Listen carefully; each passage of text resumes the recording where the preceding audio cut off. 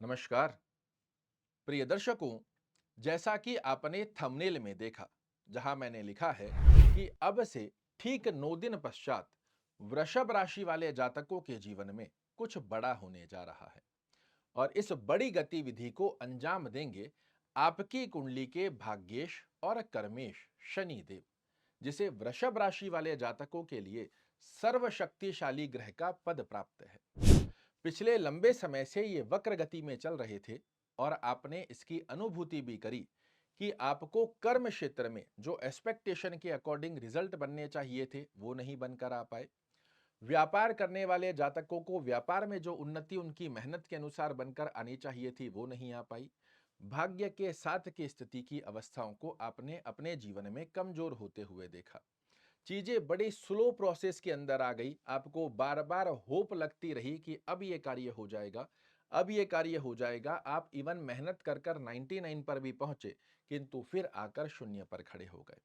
किंतु मैंने थंबनेल में लिखा है कि आपके जीवन में कुछ बड़ा होने जा रहा है और अब ठीक 9 दिन पश्चात अर्थात 15 नवंबर 2024 से जैसे ही आपकी कुंडली का ये सुप्रीम पावर लिया हुआ ग्रह शनि देव सीधी चाल चलना प्रारंभ करेंगे, निश्चित मानिए वृषभ राशि वाले जातकों के जीवन में कुछ बहुत बड़ी अवस्थाओं को आप अपने जीवन में घटित होता हुआ देख पाएंगे। वक्र गति से सीधी चाल चलते हुए शनि महाराज आपके लिए क्यों ज्यादा विशेष फल देते हैं, उसका एक प्रमुख कारण यह भी है कि अब जो 15 नवंबर से 29 मार्च का समय शनि महाराज के पास में अपनी मूल त्रिकोण राशि में बना हुआ है, ये बहुत छोटी अवधि का समय है। इसके पश्चात पूरे 30 साल बाद वापस से कुंभ राशि में शनि महाराज आएंगे और अपनी कुंडली का सुप्रीम पावर ग्रह जब अपनी मूल त्रिकोण राशि में स्थित हो और अंतिम चरण में आ जाए तो शास्त्र कहता है व्यक्ति को बहुत बड़े लाभ देकर जाता है। क्या क्या बड़े लाभ और परिवर्तन आपको देखने को मिलेंगे, तो सर्वप्रथम स्थिति में कर्म क्षेत्र में चाहे आप जॉब कर रहे हैं, चाहे आप व्यवसाय कर रहे हैं, आपको कर्म क्षेत्र में शनि का आशीर्वाद श्रेष्ठ कारक अवस्थाओं को निर्मित कर देने वाला है। प्रमोशन रुका हुआ है, इस छोटी अवधि में ही आप देखेंगे प्रमोशन की स्थिति बनेकर आएगी। बॉस का लीग लेग पुलिंग कर रहे हैं, एप्रिशिएशन की स्थिति का योग यदि कमजोर हो रहा है ये होगा। इवन वर्तमान समय में आपके पास जॉब नहीं है तो भी अपना सीवी तैयार कर लीजिए, क्योंकि 15 नवंबर के बाद में शनि महाराज जब सीधी चाल चलेंगे आपके लिए नई जॉब निश्चित रूप से कर रही होगी इंतजार। अपना ट्रांसफर के बारे में विचार कर रहे हैं, जॉब चेंज करने के बारे में विचार कर रहे हैं, ये छोटी अवस्था निश्चित रूप से विद इंक्रीमेंट आपको नई अपॉर्चुनिटीज निश्चित रूप से क्रिएट कर देगी। वही व्यापार कर रहे हैं तो व्यापार में वृद्धि की स्थिति के योग शनि के आशीर्वाद से वृषभ राशि वाले जातकों को अवश्य रूप से प्राप्त होंगे। शनि देव की तृतीय दृष्टि आपके द्वादश भाव पर जाएगी। द्वादश भाव की स्थिति के आधार पर यदि आप एक्सपोर्ट इंपोर्ट का कार्य करते हैं, विदेश में सेटल होना चाह रहे हैं, विदेश में पीआर का वेट कर रहे हैं, इस छोटी अवधि में ही शनि के आशीर्वाद से विदेश से संबंधित आपके लिए बड़े लाभ अवश्य रूप से प्राप्त होते हैं। सप्तम दृष्टि का जब शुभत्व फल सीधी चाल चलते हुए शनि महाराज आपको देंगे तो ये क्या है, न्याय प्रिय ग्रह हैं। जनता में आपको यश मान और प्रतिष्ठा प्रदान करेंगे। पैतृक संपत्ति से संबंधित यदि कोई विवादास्पद स्थिति देखने को मिल रही है वो समाप्त होंगी। इवन नए भौतिक सुख, कोई भूमि भवन वाहन गाड़ी घोड़ा खरीदने की सोच रहे हैं, काफी समय से प्लानिंग कर रहे हैं किंतु कुछ ना कुछ कारण से वो अटक जा रहा है, तो अब आप देखिएगा 15 नवंबर से मार्च 2025 की ड्यूरेशन में ही भौतिक सुखों में वृद्धि करते हुए पाए जाएंगे शनि महाराज। माता के स्वास्थ्य को पुष्ट करेंगे, माता से अंडरस्टैंडिंग रिलेटेड इशू देखने को मिल रहा है वो समाप्त करेंगे। दैनिक रोजगार में वृद्धि करते हुए दाम्पत्य जीवन की स्थितियों को बड़ा मधुर करते हुए पाए जाएंगे। जो कार्यों में आपको रुकावटें देखने को मिली है, जो कर्म क्षेत्र में एक फ्लो हर व्यक्ति चाहता है और पिछले समय में नहीं मिल पा रहा था, वो फ्लो अब आपके लिए निश्चित रूप से बनने जा रहा है।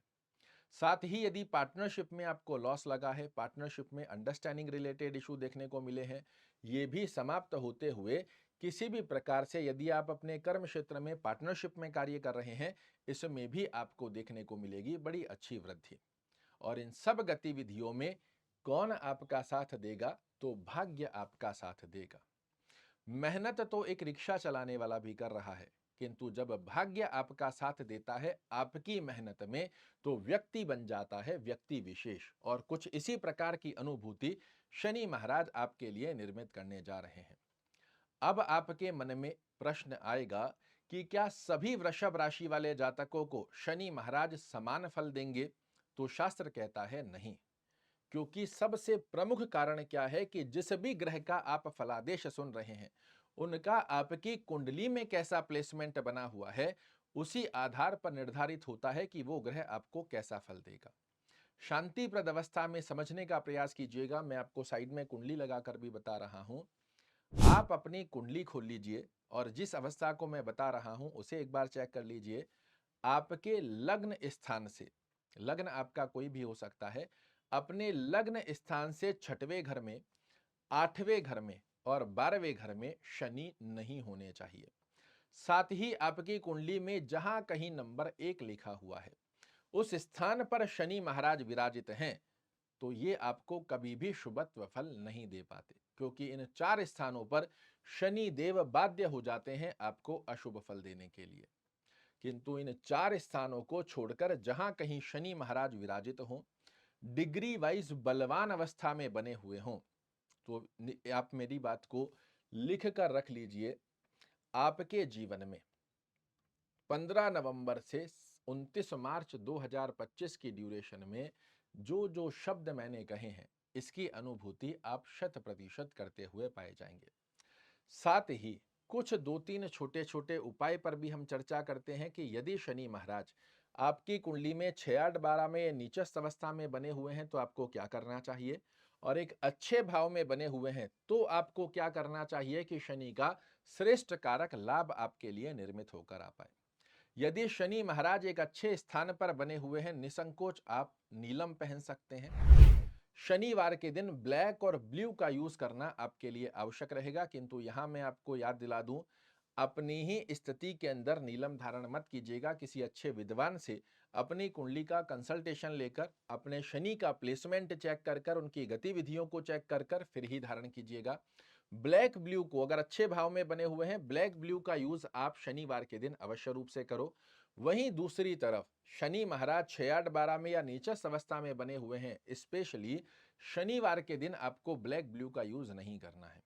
जाप की गतिविधि में हम चर्चा करते हैं तो जाप दोनों ही स्थितियों में, चाहे 6-8-12 में नीचस्थ है, चाहे एक अच्छे भाव में बने हुए हैं, ओम शन शनैश्चराय नमः का जाप, शनि चालीसा का पाठ आपको करना चाहिए। किंतु 2 गतिविधियां यहां फॉलो करनी होती है। यदि 6-8-12 में नीचस्थ अवस्था में बने हुए हैं तो जाप करने के पश्चात आप शनि देव से प्रार्थना करेंगे कि मेरे जो प्लेसमेंट में आपका स्थान गलत बना हुआ है, इसके नकारात्मक दृष्टिकोण मुझे जीवन में ना देखने को मिले। वहीं जब एक अच्छे भाव में शनि महाराज बने हुए हैं तो आप जाप करने के पश्चात ध्यान करें कि शनि महाराज मुझे आशीर्वाद प्रदान करे, जीवन में उन्नति प्रदान करे। इसी के साथ साथ में आपको एक अवस्था का और ध्यान रखना है कि शनि का जाप, शनि चालीसा का पाठ आपको शाम के समय में ही करना है, सूर्य अस्त होने के पश्चात। आपके जीवन में निश्चित रूप से बहुत बड़े बदलाव देने की बाध्यता शनि महाराज बना रहे हैं। और एक ही बात कहना चाहूंगा कि प्रत्यक्ष को प्रमाण की आवश्यकता होती नहीं। जो स्थिति मैंने आपकी कुंडली में बड़े सहज तरीके से आपको समझा कर दी है, वो अवस्था यदि बनी हुई है, ये जो एक एक बात मैंने आपको बोली है, इसे कोई चेंज नहीं कर पाएगा। आशा करता हूं मेरे द्वारा दी गई ये जानकारी आपको पसंद आएगी। कल फिर से एक नई जानकारी लेकर आपके सामने उपस्थित होऊंगा। तब तक के लिए जय शनिदेव।